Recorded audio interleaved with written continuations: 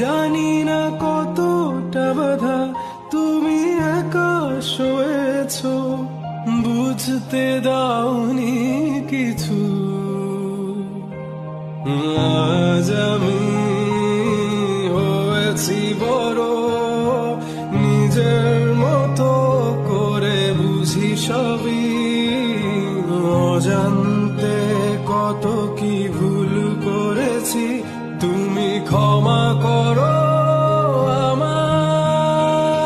বাবা তুমি আমার যত খুশির কারণ, বলো তোমার মতো করবে কে শাসন।